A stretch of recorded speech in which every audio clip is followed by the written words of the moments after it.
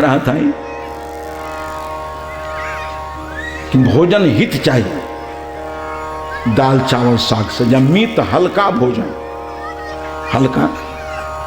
पहले भी हम लोग पढ़ते थे 4 खाना इसमें है ना जी, 1 में अन्न और 2 में पानी, अब तीसरा कम से कम रहम करो, कम से कम सांस आने जाने का भी रास्ता दो। आजकल ऐसा ठेलम ठेल आदमी भोजन करता है कि प्राण निकल करके बाहर खड़ा हो जाता है शरीर छोड़ करके। इसलिए मित भोजन चाहिए, हल्का चाहिए। और मेध माने पवित्र, शाकाहारी भोजन हो, ताजा भोजन हो, बहुत मसालेदार नहीं हो। अभी मैं यहां आया,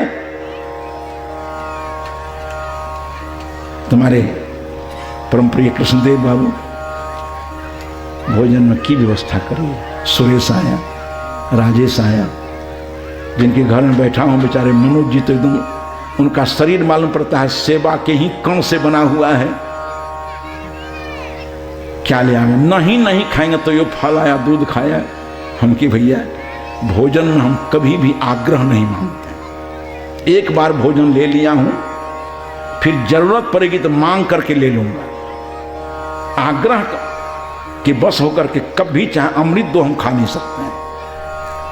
राजेश कहा कम से कम दूध का छुप दियो न, हम कि झूठा काम भी नहीं करते हैं, दूध को छुएंगे नहीं, हम पीने के लिए छुएंगे। हल्का भोजन कीजिए। 37 वर्ष हो गए बिना नमक भोजन करते हुए, बहुत मसालेदार भोजन नहीं, तो कुछ समझ नियंत्रण तो कुछ चाहिए। मेद्य हो, मांस मछली नहीं हो और बहुत मसालेदार नहीं। आजकल जो विवाह में श्राद्ध में जो भोजन बनता है ना, बनाने वाला पता नहीं कहां से ट्रेनिंग लेकर के आया है। और लोग कहेंगे सरकार के अंदर देख दियो नहीं भोजन भंडार में, और जब देखने जाते हैं तो नाक बंद करनी पड़ती है। जो आंख देखने की हालत में नहीं है, नाक सूंघने की हालत में नहीं है। अब भोजन का निरीक्षण करने गए तो नाक से ही पानी चल रहा है, आंख से ही पानी चल रहा है। हम कि देखने से ही दशा है, तो खाने वाले की किस किस आंख से पानी जाएगा समाधान हो जाएगा। सब्जी पर इतना पानी तैर रहा है, तेल। स्वास्थ्य चाहते हो कि स्वास्थ्य से कोई नफरत है आपको? मसाला बहुत चाहिए। ये मेध नहीं, पवित्र भोजन नहीं, बहुत मसालेदार सादा भोजन है। अब बासा तिवासा नहीं। हम लोग आलसी भी बहुत थे। एक दिन ऐसे सत्संग चल रहा था, माताओं की टोली थी, ये लोग गजर गजर कभी कभी विशेष करती है। हमने कहा कि माँ जी जाओ ना, भोजन बनाने का समय तो हो गया। हम समझे कि झंझट जाए यहाँ से, हम कि निकल जाए, सुनती नहीं, खाली गप करती है। हमने कहा भोजन बनाने का समय हो गया, चले जाओ ना। तो कहती है बाबा दोनों शाम क्या अटका चढ़ावे, दीने में दाल भात सब्जी बना दिए और सब लोग खाया हुआ है, बचा हुआ है, वही दाल भात सब्जी रात में चलेगी। और जो बचेगा सुबह में सबको मिला खिचड़ी बना देंगे, तो भोजन रहेगा कि शराब हो जाएगा। ऐसा आलसी नहीं बनो कि दिन में उबाल 2-4 शाम तक खाते रहो उसको। दिन का भोजन दिन में बने। राजीव जी ने कहा था कि बनाई गई रोटी 48 मिनट के अंदर खा लो। एक एक जीवन सूत्र उनका है। 48 मिनट के अंदर बनाई गई रोटी को खा लेना चाहिए, उसको यथास्थान पहुंचा देना चाहिए। अरे आप कहते हो दिनों खाए, रातियों खेबे, कलियों खेबे, वो करे। ये आलसी नहीं चाहिए, आलस नहीं होना चाहिए। भोजन हित हो, मित हो और मेध्य हो। इस जीवन को मैंने कहा बड़ी सावधानी से जीने की चीज है ये। तो हित मित मेद्य भोजन हो। मांस मछली बीड़ी खैनी गांजा भांग सिगरेट जर्दा पान चाय और ऐन्द्रिक लंपटता, अगर जीवन से थोड़ी भी मोहब्बत है, भौतिक सुख चाहते हो या आध्यात्मिक साधना चाहते हो, शांति चाहते हो, तो शरीर को सशक्त बनाओ, ये जीतो और श्रम करो। कबीरदेव ने कहा था कि भाई बहनों, कहाँ ही कबीर कुछ उद्यम कीजिए, आप खाए और को दीजिए। ये आर्थिक सबलता की कामना सदगुरु कबीर करते हुए लोगों से कहते हैं कि जी तोड़ श्रम करो, अब फिजूल खर्ची मत करना। जहां लगी अमल सो सबे हराम। दाल चावल साग सब्जी छोड़ करके जो मांस मछली बीड़ी खैनी गांजा भांग सिगरेट गुटखा गुराखू है, ये हराम है, खाने वाला हरामी है, बहुत करारी चोट है ये। देश को स्वस्थ बनाओ, शरीर को, देश को धन संपदा संपन्न बनाओ। तो मैंने कहा कि उत्तिष्ठत, उठो, सारे लोग स्वाश्रयी हो जाओ।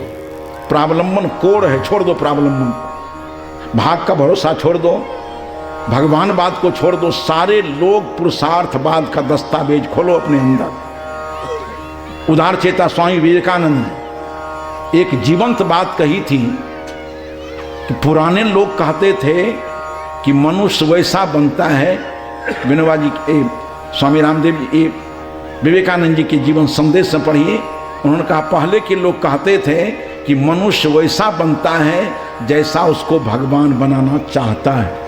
इन आज का जीवंत वैज्ञानिक चिंतन कहता है कि मनुष्य वैसा नहीं बनता है जैसा स्वयं को बनाना, जैसा उसको भगवान बनाना चाहता है, बल्कि मनुष्य वैसा बनता है जैसा स्वयं को बनाना चाहता है। शराबी बनाना चाहता है, शराबी बन रहा है आदमी, जुआरी बनना चाहता है, जुआरी बन रहा है।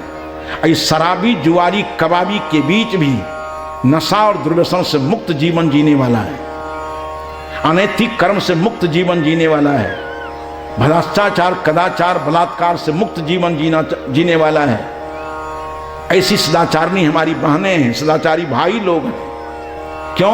अपने जीवन पर उसका प्रभुत्व है, स्वामित्व है। एक उदाहरण देकर के बातों को समाप्त कर दूंगा। भगवान कृष्ण गीता में कहा, इदं शरीरं कौन्तेय, कुंती पुत्र अर्जुन, इदं शरीरम किम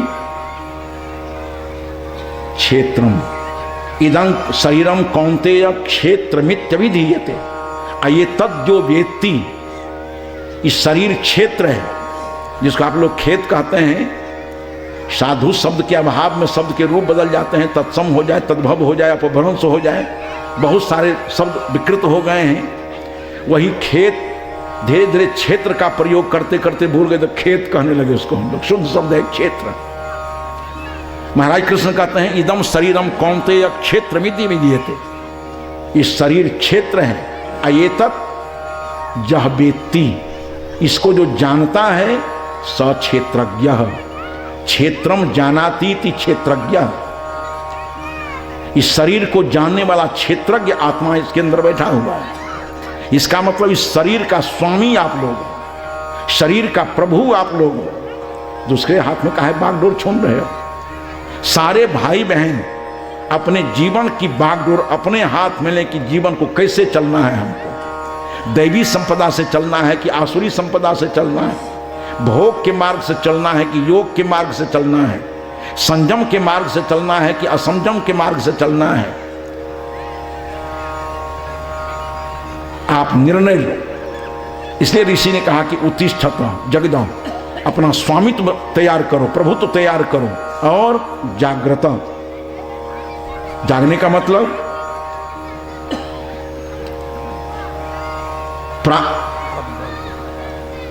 आलस को छोड़ दो और आज के काम को कल पर टालने की प्रवृत्ति को छोड़ दो। आज के काम को कल पर टालना और आलस, निद्रा, भय, ये सभी शब्दों का एक शब्द है प्रमाद। प्रमाद कोई एक अर्थ में, एक शब्द में नहीं है। हमारे जीवन के जितने बाधक तत्व हैं उन सारे शब्दों का एक संगठित रूप है प्रमाद। प्रमाद से बचो, जागृत, सब लोग जग जाओ, अपनी चेतना को जगाओ। हम लोग जगे हुए हैं क्या? बातों को विराम दे रहा हूं। प्रथम दिन था, थोड़ा शुरू हुआ विलंब से। मैं पूछना चाहता हूं, जितने भाई लोग बैठे हैं तो बहुत बुद्धिजीवी जगत के लोग आप लोग, इसमें खैनी खाने वाले कितने हैं? खैनी खाना बढ़िया काम है तो हिम्मत के साथ हाथ उठा करके अपनी पहचान दो कि बाबा हम खैनी खाते हैं। कितने लोग खैनी खाने वाले हैं? खाने वाले बड़े ईमानदार लोग हो सब। नहीं खाने वाले कितने हो? खैनी खाने वाले को लाज शर्म लगती है कि नहीं? नहीं खाने वाले के पास हिम्मत है जो हाथ उठा करके अपनी पहचान दिया, गुरुजी हम नहीं खाते हैं। खाने वालों का आत्मबल मर गया। कुछ तो एना करबो करे रहे लेकिन उठेल कहीं नहीं पूरा हाथ हो। तो जिस काम को करने में मन कांपता है खैनी को छोड़ते काहे नहीं? अब आप विचार करो, जो खैनी खाता है वो सोया हुआ है कि जगा हुआ है? नए शब्द आपके पास जा रहे हैं। जो खैनी खाता है, शराब पीता है, सिगरेट पीता है, गुटखा गुराखू खाता है, वो जगा हुआ नहीं है, सोया हुआ नहीं है, धर्मस्वरूप की दृष्टि में वो मरा हुआ आदमी है, जिसको अपने जीवन की ही परवाह नहीं है। इसलिए ऋषि ने कहा कि उत्तिष्ठत, जागृत, उठो, प्रावलंबन को छोड़ दो, चेतना की का दीप जलाओ। और तब कहा कि प्राप्य वरान निबोधत। जो कार्यक्रम आज हमारे श्री कृष्ण नगर की धरती पर यहाँ के लोगों ने संकल्प लिया किया, प्राप्य वरान निबोधत। वेद के ऋषि कहते हैं ब्राह्मण श्रेष्ठ जनान प्राप्य निबोधत।